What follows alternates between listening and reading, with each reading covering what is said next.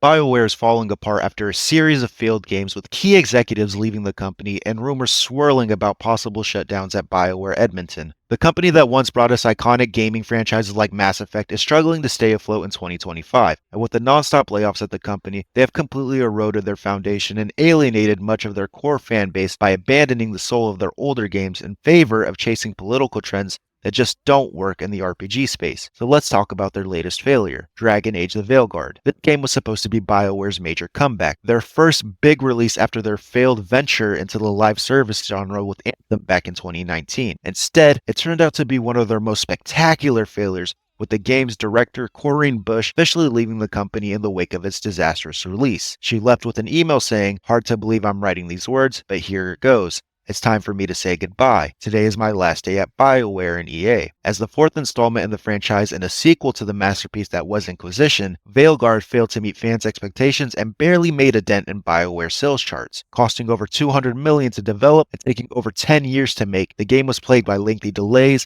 several fundamental changes in design, and high staff turnover. Veilguard would also be marred with heavy controversy in the months leading up to its release over matters like gender ideology and DEI influences in the game. These concerns would be largely realized for most gamers, as the story heavily focused on pronouns and inclusivity/sensitivity training. But none of that would matter, as the Steam numbers would end up doing the talking for gamers. Its release was completely overshadowed by the beta version of Monster Hunter Wilds, set to release later this year. We're talking about a flagship RPG from a studio once synonymous with quality losing to a free beta, and unfortunately these numbers would be the peak for Veilguard, as they have since downtreaded heavily, with reportedly over 30,000 refunds for the game. Currently, the player count on Steam is abysmal, sitting below 10,000 daily players, less than a 10,000 player retention rate just a couple months post-release, a horrific statistic for a studio with over 200 employees. Unfortunately, this decline has been years in the making, and it's a textbook example of how to destroy a beloved studio. There was a time when BioWare was untouchable. Back in 2007, they released Mass Effect, a sci-fi RPG series that helped set the standard for storytelling and character development in video games, an amazing game that would receive critical acclaim and sell over 1.5 million copies by January 2008. Critics praised the game's interactive storytelling and cinematic design.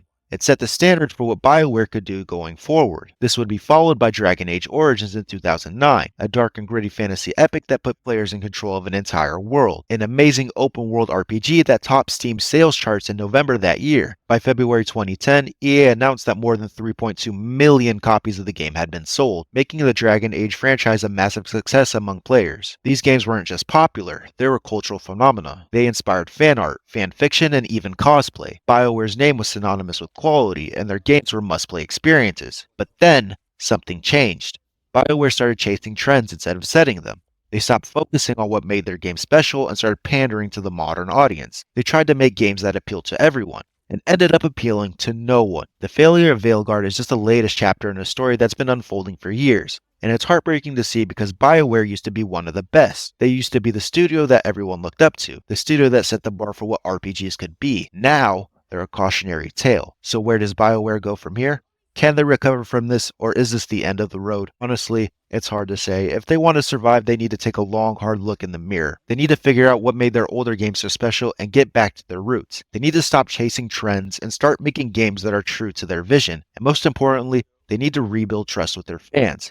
But let's be real, BioWare is owned by EA, a company that's more interested in profits than passion, and as long as EA is calling the shots, it's hard to imagine BioWare returning to its former glory. And at this point, it feels like they're just delaying the inevitable. The layoffs, the rumors of shutdowns, the flops, they're all signs that BioWare is running on borrowed time. Here's to hoping that the folks at BioWare who still care about making great games find a way to turn things around, because if they don't, we're looking at the end of an era. Well, that's all I have for today's video. If you guys did enjoy it, please consider leaving a comment to let me know what you think about the topics discussed. I appreciate you guys for making it to the end, and as always, have a good one.